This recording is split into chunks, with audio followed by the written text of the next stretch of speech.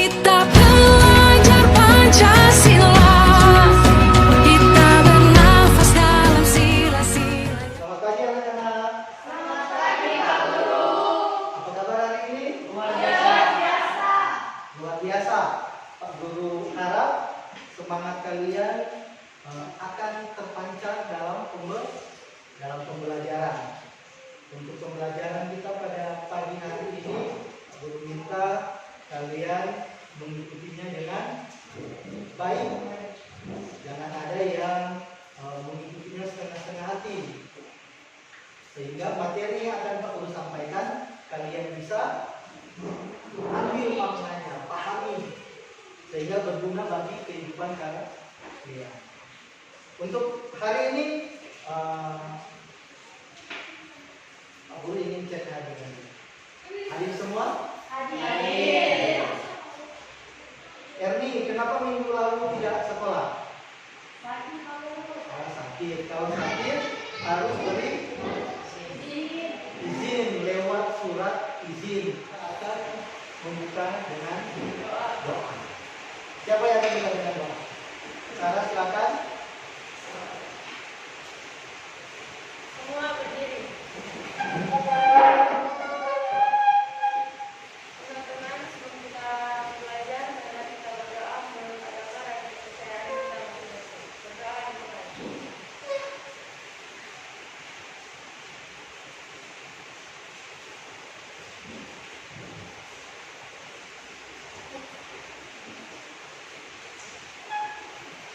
Berdoa selesai, beri salam. Assalamualaikum warahmatullahi wabarakatuh. Silakan duduk. Waalaikumsalam warahmatullahi wabarakatuh. Sebelum kita masuk dalam pembelajaran, untuk membangkitkan semangat kalian dalam belajar, kita akan menyanyi salah satu lagu nasional. Berdiri semua. Kita akan menyanyikan satu lagu nasional 17 Agustus. Semua tahu kan? 17 Agustus. 1, 2, 3. 17 Agustus tahun 45, itulah hari kemerdekaan kita. Hari merdeka, nusa dan bangsa. Hari lahirnya bangsa Indonesia. Merdeka, sekali merdeka. Masih ingat materi sebelumnya, materi minggu kemarin. Kita apa? Menentukan unsur-unsur berita. Sekarang Pak Guru tanya lagi, bagaimana menentukan unsur-unsur berita? Jawaban dari pertanyaan yang simpel. Ketika kalian menentukan unsur-unsur berita, bagaimana menentukan unsur-unsur berita? Tentunya jawaban dari pertanyaan adik Simba. Apa itu adik Simba? Saya Pak Guru. Sarah. Hari Simba adalah apa, Apa, di mana, di mana, kapan, kapan, siapa, mengapa, dan bagaimana. dan bagaimana. Jadi adik Simba itu merupakan apa, di mana, kapan, siapa, mengapa, dan bagaimana. Selanjutnya, untuk pembelajaran kali ini masih berhubungan dengan berita. Pertemuan sebelumnya menentukan unsur-unsur berita. Sekarang kita masuk pada struktur dan kebahasaan berita. Struktur dan kebahasaan berita.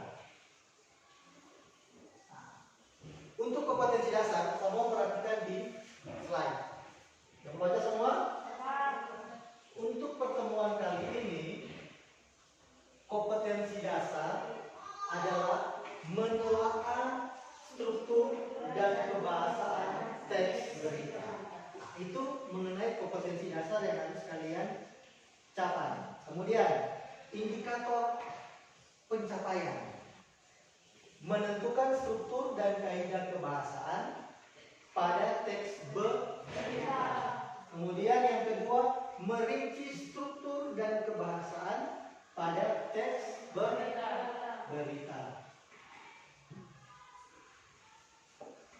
Selanjutnya, tujuan pembelajaran. Tujuan pembelajaran melalui kegiatan pembelajaran menggunakan pendekatan saintifik dengan model pembelajaran problem based learning, siswa mampu yang pertama menentukan struktur dan kebahasaan teks berita. Kemudian yang kedua, merinci struktur dan kebahasaan teks berita. Jadi itu tujuan pembelajaran kita pada pagi hari ini.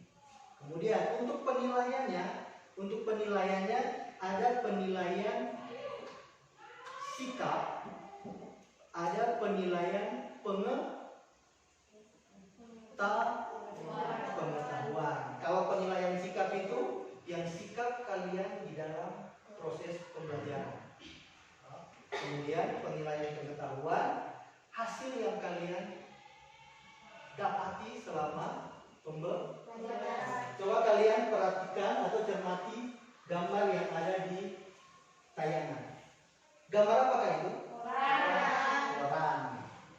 Koran itu apa yang ada di dalam koran?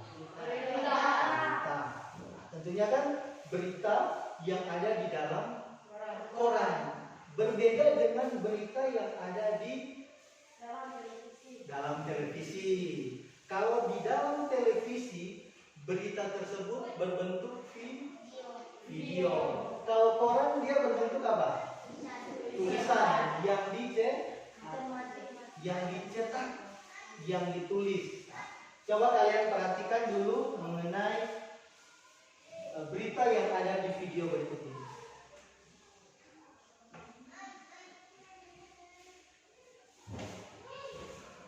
Kembali lagi di pelajaran hari ini, pemirsa. Gibran Ar-Rashid, pendaki yang dinyatakan hilang di Gunung Guntur, Garut, Jawa Barat, akhirnya berhasil ditemukan selamat.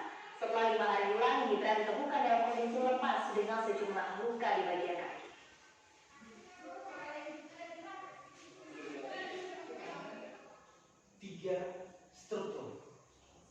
Tiga struktur dari berita.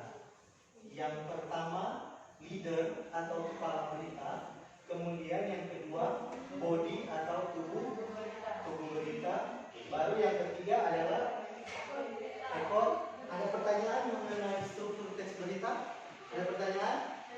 Nah, tadi pertanyaan apa? Pertanyaan yang bagus. Kaidah kebahasaan teks berita ada 6. Kaidah kebahasaan teks berita ada 6. Yang pertama, menggunakan bahasa baku. Kedua, menggunakan kalimat langsung. Ketiga, menggunakan konjungsi bawah. Keempat, menggunakan kata kerja mental. Kelima, menggunakan keterangan waktu. Keenam, menggunakan konjungsi temporal atau kronologis. Kelas kita akan bagi kelompok. Saatnya meraih mimpimu, arahkan pandangan ke depan, Tuhan kan merubah. Pak Guru beri kebebasan kalian mencari data-data, mencari informasi-informasi dimanapun kalian suka. Kalian bisa cari di buku cetak, atau kalian ingin cari di bahan ajar yang dibagikan, ataupun yang ada di ringkasan, ataupun kalau tidak bansatnya mana? Ada pertanyaan kelompok 1? Ada pertanyaan? Kalau tidak, selanjutnya kalian berdiskusi melihat mana yang merupakan data-data atau informasi yang ada. Ada yang sulit untuk kelompok 2? Silakan catat, tulis di lembar kerja. Tulis di lembar kerja hasil temuan kalian untuk kepala berita, badan berita, ekor berita,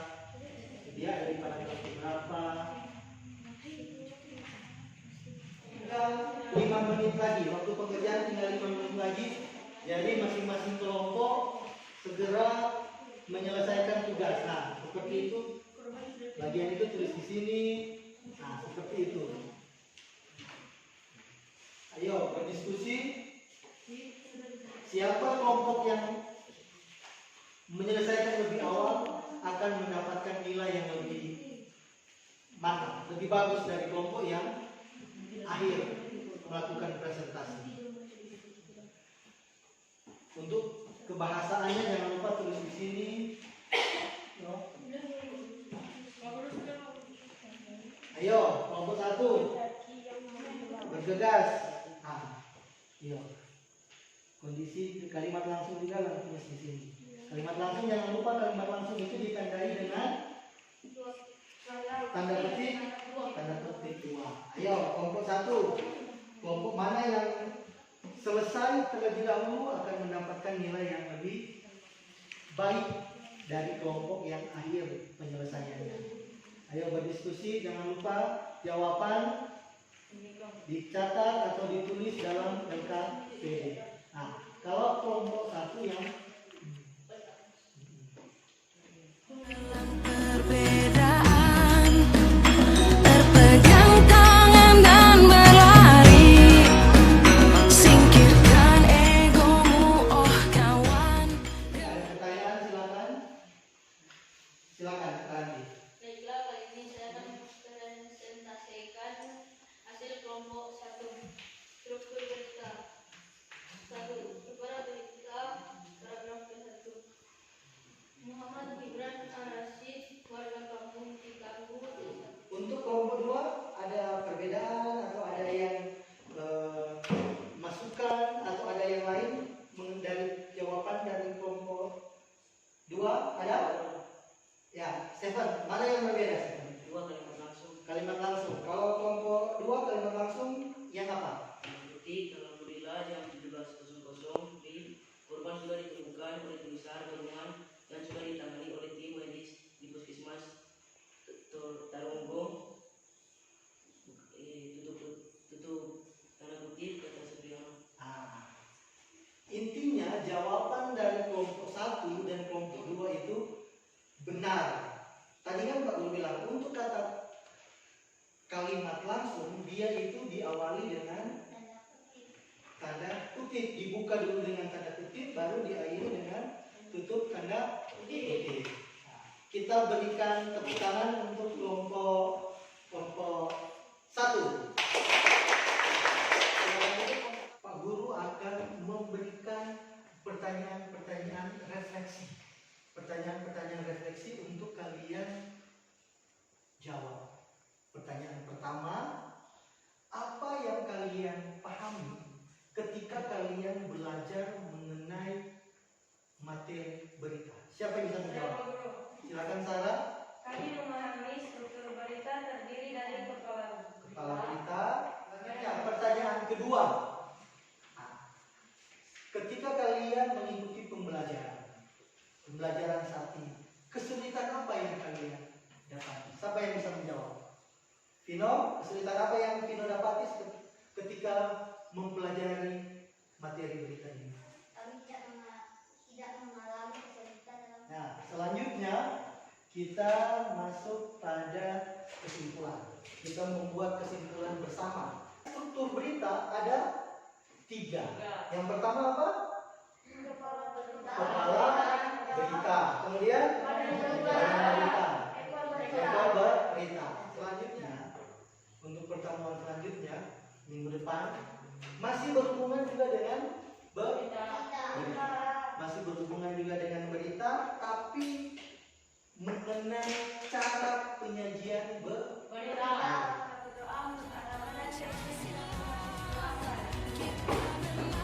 Ada salah dalam demikianlah